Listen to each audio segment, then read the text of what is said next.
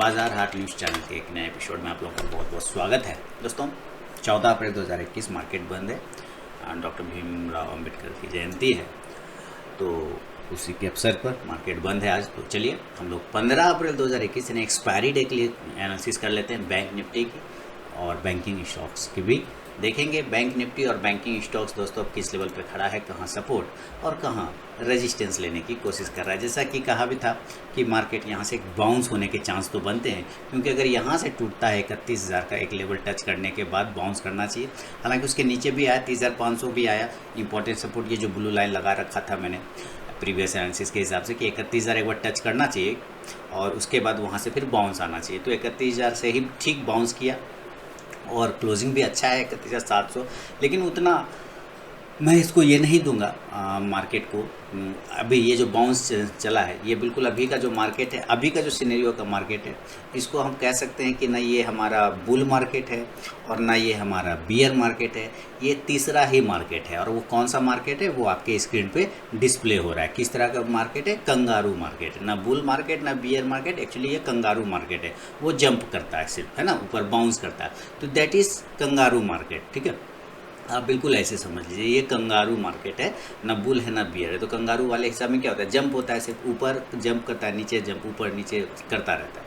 तो चलिए अब उस कंगारू मार्केट की ही एनालिसिस करते हैं एक्सपायरी डे में कि क्या हमारे लेवल बन सकते हैं। फीडबैक देना हो तो ज़रूर दें, नहीं भी दें तो भी कोई दिक्कत नहीं है, देंगे तो और अच्छी बात है। नॉर्मल कंडीशन से सबसे पहले हम लोग एनालिसिस करेंगे। नॉर्मल कंडीशन दैट मीन्स जिस जगह पे क्लोज हुआ है उसके आसपास अगर ओपन होता है तो उसे कहते हैं नॉर्मल कंडीशन। अपने नए व्यूवर से कहूँगा चैनल को बेल आइकन जरूर प्रेस कर लें, जिससे मेरी वीडियो की लेटेस्ट नोटिफिकेशन मिल जाएगी सबसे पहले। इंपॉर्टेंट रजिस्टेंस की बात करेंगे हम लोग सबसे पहले। 32,000 का तो चार्ट पे डिस्प्ले हो रहा है। कितना? 32,000 का रेजिस्टेंस जोन तो हमारे चार्ट पर है ना। चार्ट पे जो रेड लाइन देख रहे हैं ये रेजिस्टेंस जोन है, ये वाला रेड लाइन। तो ये तो हमारा रेजिस्टेंस जोन है, ये तो हमें समझ में आ गया। ठीक है, तो अब क्लोजिंग है 31,760 के आसपास में। हाई लगाया है 31,883। तो कहने का मतलब है कि 31,900 से लेके एक 32,000 का एक इम्पोर्टेंट रेजिस्टेंस जोन है। तो हम कहाँ पे बाय करने की कोशिश करें? देखिए एग्रेसिव ट्रेडर, मैंने कल भी कहा था परसों कि अगर मार्केट अप साइड में जाता है, गैप अप खुलता है, तो कहीं ना कहीं वहाँ से सेलिंग प्रेशर होता है। अगर गैप डाउन खुलेगा तो वहाँ से बाउंस का सिचुएशन बनेगा या शॉर्ट कवरिंग होगा तो अपर जोन में जाके बंद होगा। तो क्लोजिंग ठीक है, क्लोजिंग में ख़राबी नहीं किया, बस बाइंग में कॉन्फिडेंस थोड़ा सा इसलिए नहीं है क्योंकि 32,000 के ऊपर क्लोज नहीं कर रहा है। अगर ये 32,000 के ऊपर क्लोज करेगा तो, और मेरे लिए कॉन्फिडेंस तो आएगा जब ये 32,000 नहीं बल्कि ये 33,000 के ऊपर निकल जाए, तभी हमारे लिए अच्छा कॉन्फिडेंस बनेगा।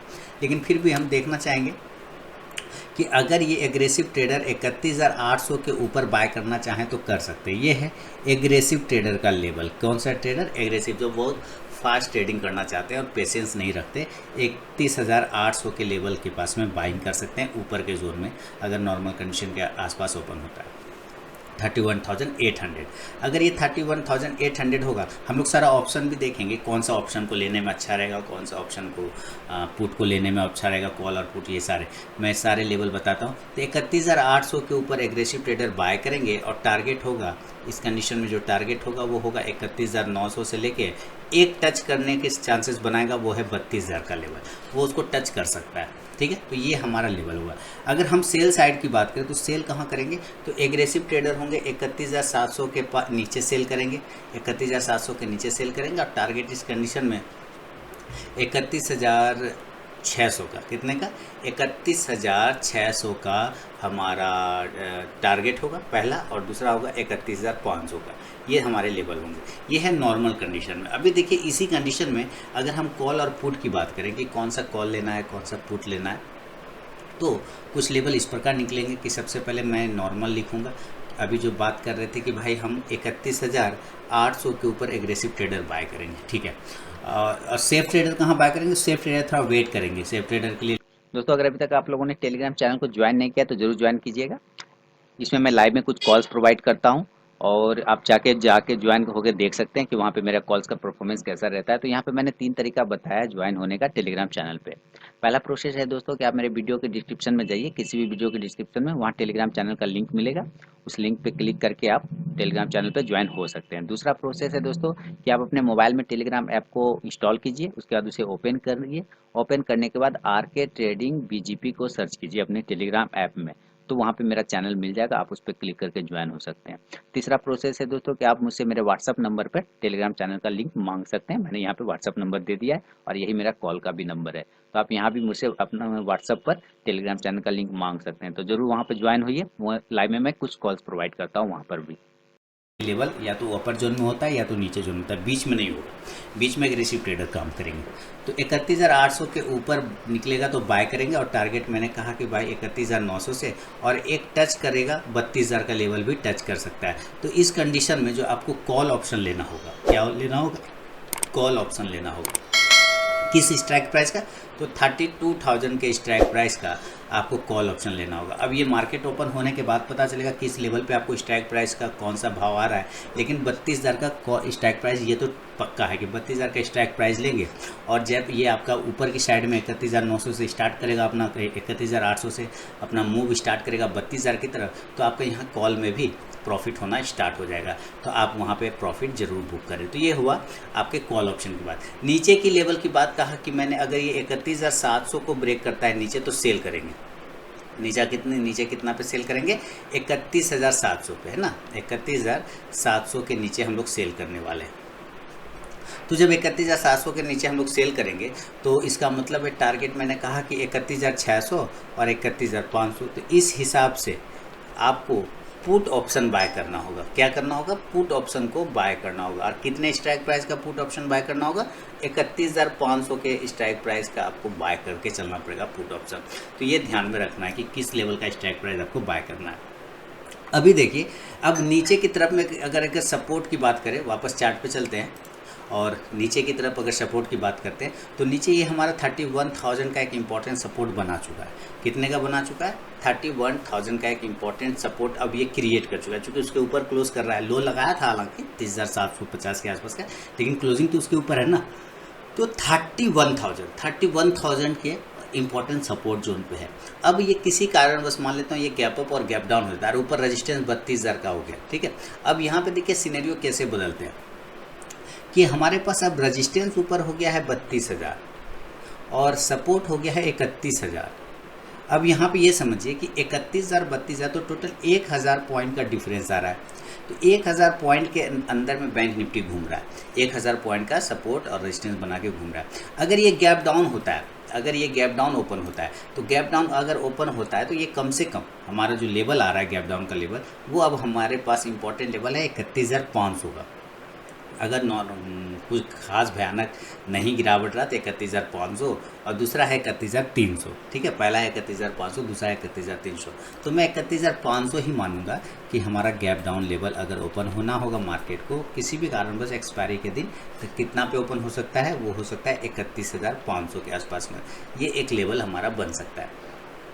अब देखिए 31,500 पे अगर ये गैप डाउन ओपन होता है तो यहाँ पर है ये आपका इम्पोर्टेंट सपोर्ट, ये है स्मॉल सपोर्ट, छोटा सपोर्ट, ठीक है। बड़ा सपोर्ट तो 31,000 के पास में है, ये है स्मॉल सपोर्ट। तो यहाँ से भी एक बाउंस करने के चांस तो आपको बनेंगे, ठीक है।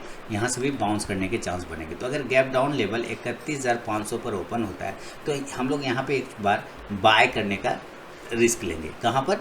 31,500 पर गैप डाउन कंडीशन में बाय करेंगे 31,500 के पास।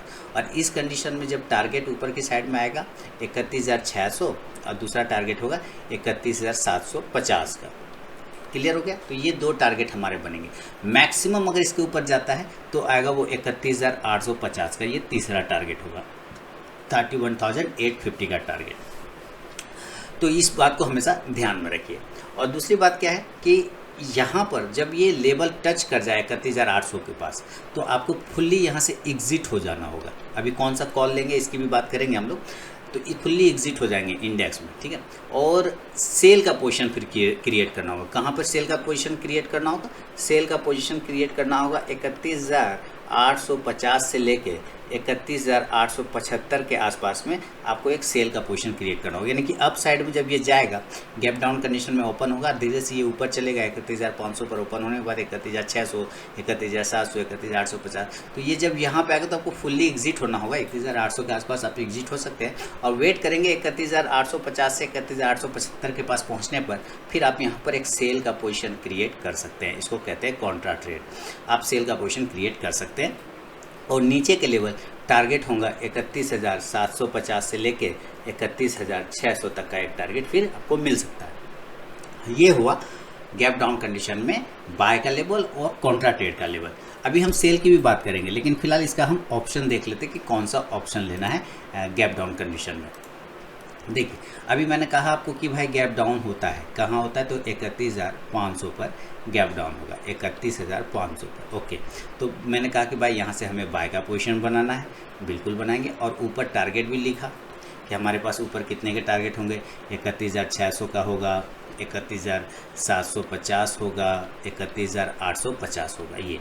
और यहाँ पे मैंने बोला कि आपको प्रॉफिट बुक करना है, तो यहाँ पे आपने बाय किया इंडेक्स को और ये ऊपर चला धीरे धीरे। तो जब इंडेक्स आप बाय करते हैं तो उसी जगह पे आपको कॉल जो बाय करना होगा, तो किस लेवल का कॉल बाय करना होगा, आपको बाय करना है स्ट्राइक प्राइस, किस स्ट्राइक प्राइस का कॉल ऑप्शन, मैं सीधे यहाँ कॉल लिखता हूँ, 31,800 का जो स्ट्राइक प्राइस का कॉल ऑप्शन है वही आपको बाय करना होगा, 31,800 का। और जैसे जैसे आपका इंडेक्स ऊपर चलेगा वैसे वैसे आपका ये कॉल ऑप्शन भी प्रॉफिट होना स्टार्ट हो जाएगा।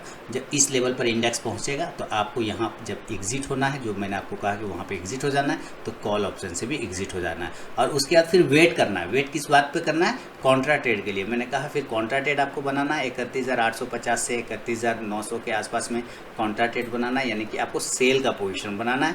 ये बात मैंने आपको कहा था। तो उसी कंडीशन में ये फिर नीचे मैंने आपको टारगेट बोले कि भाई 31,700 और 31,600 ये सारे टारगेट आएंगे, यही तो बताया था ना। हाँ, 31,750 से 31,600 का, ठीक है, 31,750 और 31,600 का एक टारगेट बनेगा। तो ये हुआ सेल करेंगे कहाँ से, जब ये गैप डाउन में अपर जोन को टच कर लेगा नीचे से ऊपर की तरफ, तो इस जगह पे पहुंचने पर हम सेल का पोजीशन बना लेंगे, क्रिएट कर लेंगे, फुल्ली बाय से एग्जिट हो जाएंगे।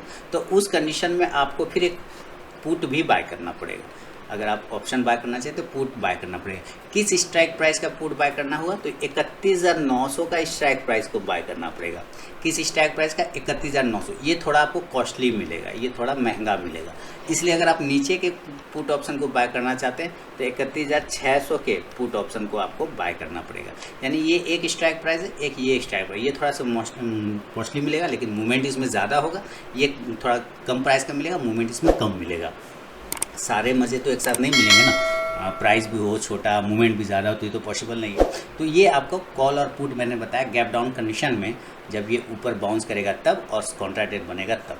तो ये हुआ हमारा गैप डाउन कंडीशन में। लेकिन अगर मान के चलता हूँ कि ये ऊपर नहीं गया दोस्तों, है ना, ऊपर नहीं गया तो मौका ही नहीं मिलेगा बाय करने का, कॉन्ट्रा ट्रेड का भी मौका नहीं मिलेगा, ये नीचे ही गिर गया। तो हम सेल साइड में बात कर सकते हैं कि 31,400 पे गैप डाउन ओपन होता है, 31,500 पे गैप डाउन ओपन होता है और ये नीचे ही गिर जाता है, तब हम सेल भी कर सकते हैं। सेल करेंगे हम 31,400 के नीचे, कितना के नीचे, या जो एग्रेसिव ट्रेडर हैं 31,450 के नीचे भी सेल कर सकते हैं। इस दोनों ही लेवल के नीचे आप सेल का पोजीशन बना सकते हैं। और टारगेट इस कंडीशन में होगा 31,300 का। बस एक ही टारगेट मैं मान के चल रहा हूँ कि हमारा टारगेट वही होगा 31,300 का। अब बहुत अगर तेज़ गिरावट हुआ मार्केट में किसी कारणवश, तो फिर 31,000 का जो इंपॉर्टेंट सपोर्ट है वो हमारा फाइनल टारगेट होगा। तो ये लेवल है सेल कंडीशन में। अगर 31,400 450 को ब्रेक करता है, सेल करेंगे 31,300 और 31,000 के टारगेट के लिए सेल साइड में। तो इस कंडीशन में अब यहाँ पर फिर लेवल बदल जाएंगे। तो इस कंडीशन में क्या होगा कि हमें कौन सा, अगर ये ऊपर नहीं जाके नीचे ही ब्रेक करता है, 31,400 या 450 को नीचे ब्रेक करता है तो सेल करेंगे। और टारगेट मैंने आपको बोला नीचे की साइड में 31,300 और 31,000 का फाइनल टारगेट, ये बोला लेवल। तो इस कंडीशन में आपको पुट ऑप्शन बाय करना पड़ेगा। क्या करना होगा, पुट को बाय करना पड़ेगा। किस स्ट्राइक प्राइस के पुट को बाय करना पड़ेगा, तो आपको पुट को बाय करना है 31,000 के स्ट्राइक प्राइस को, 31,000 का जो स्ट्राइक प्राइस है आपको उसका पुट ऑप्शन को बाय करके चलना पड़ेगा, फिर आपको इसमें अच्छा मूवमेंट बन सकता है। तो ये गैप डाउन कंडीशन में पूरा डिटेल एनालिसिस मैंने बता दिया। दोस्तों लाइव मार्केट में कॉल प्राप्त करने के लिए टेलीग्राम चैनल को ज़रूर ज्वाइन करें, वीडियो के डिस्क्रिप्शन में लिंक आपको मिल जाएगा। बात करूंगा गैप अप कंडीशन में कि अब गैप अप अगर हो जाता है तो हमें क्या करना चाहिए। तो चलिए हम लोग ज़रा गैप अप को भी देख लेते हैं। और ये आ गया अब आपके पास गैप अप कंडीशन, चलिए चेक करता हूँ। इसके बाद बैंकिंग स्टॉक्स को भी देखेंगे गैप अप। अब देखिए ये गैप अप कंडीशन क्या होगा कि अभी की क्लोजिंग है 31,750 के आसपास में, ठीक है, 760 है, 750 है। तो गैप अप ऊपर का रेजिस्टेंस तो मैंने अभी बोला ही था कि 32,000 का हमारे पास इंपॉर्टेंट रेजिस्टेंस है, 32,000 का एक इंपॉर्टेंट रेजिस्टेंस आ रहा है हमारे पास। तो जब ये 32,000 का रेजिस्टेंस है तो रेजिस्टेंस के पास तो हम लोग क्या करेंगे, रेजिस्टेंस के पास हम लोग सेल करते हैं। तो यानी कि गैप अप अगर 32,000 के पास में ओपन होता है तो हम सेल का पोजीशन बनाएंगे। क्या करेंगे, चाहे एग्रेसिव ट्रेडर हो वो भी सेल करेंगे, चाहे नॉर्मल ट्रेडर हो वो भी सेल करेंगे। तो 32,000 के आसपास सेल करेंगे और नीचे का एक टारगेट खुलेगा, वो होगा 31,800 का, 31,800, और दूसरा टारगेट होगा 31,700 का। ये दो टारगेट आपको देखने को मिल सकते हैं, क्योंकि लो प्राइस ही हमारा 31,750 के आसपास का, तो एक बार उसको टच करने की कोशिश अगर करेगा तो 31,700 का कहीं ना कहीं आपको टच करने का चांसेस बनाएगा, और दूसरा 31,800 का हमारा टारगेट बनेगा। तो ये दो टारगेट है गैप अप में सेल साइड में। अब इस कंडीशन में देखिए कि अगर ये गैप अप ओपन होता है तो हम यहाँ पे सेल किया, अब ये नीचे कहाँ, सॉरी ये 30,700 ना, मैं 31,000 बार बोल रहा हूँ, ये 30,700 तो नहीं, तो 31,700 हमारा टारगेट आएगा, ये 31,800 टारगेट आएगा। कब, जब ये 32,000 पर डायरेक्ट ओपन होगा, सेल करेंगे 31,800 से 31,700 के टारगेट के लिए। बहुत ज़्यादा विध्वंस हुआ तो 31,500 तक के एक टारगेट आपको फिर यहाँ पे मिल सकते हैं। तब तक नहीं जब तक कि मार्केट में कोई बड़ा न्यूज़ नहीं आ जाए, फिर से कोरोना का डर नहीं आ जाए। हालांकि मार्केट में डर है कोरोना का, और ये मैंने आपको बोला भी है कि this is not bull market, this is not bear market, this is kangaroo market. ये बिल्कुल कंगारू मार्केट है, जो कि आप बार बार स्क्रीन पे भी देख रहे हैं कि ये कंगारू मार्केट जो है हमारा कैसे जंप करता है, बार बार बाउंस होता है, ठीक है। तो ये सारी चीज़ें आपको समझना पड़ेगा। अभी देखिए ये 30,740, इसको भी इग्नोर करेंगे, कारण कि ये हमारा 32,000 का गैप अप कर रहे हैं ना, तो ये 30,700 की बात नहीं होगा, बात होगा 31,700 और 31,500 का। अब जब ये 31,500 तक आ जाए, ठीक है, तो एक लाइन लगाते हैं हम लोग 31,500 पर। 31,500 का एक लाइन जैसे ही हमने लगाया तो ये लग गया एक लाइन लगभग, ये देखिए यहाँ पे 1 2 3 4 इस जगह पे ध्यान दें, 4 बार कैंडल ने इसको बहुत अच्छे तरीके से इस प्राइस को रिस्पेक्ट किया था। 31,500 के प्राइस को जो है ना बहुत अच्छे से होल्ड किया था, बहुत अच्छे से रेजिस्टेंस लिया था, उसके बाद ब्रेक करके ऊपर गया। तो इसका मतलब वो हमारा ऊपर से जब नीचे की तरफ में आएगा तो एक इंपॉर्टेंट सपोर्ट का काम कर सकता है। उतना मजबूत सपोर्ट नहीं, लेकिन एक छोटा सपोर्ट जरूर है वो हमारे पास। तो हम फिर से रिपीट कर देते हैं कि बाय करेंगे, सेल करेंगे जब ये 32,000 पे गैप अप ओपन होगा, सेल करेंगे, टारगेट 31,800 से लेकर 31,700 और 31,500 होगा।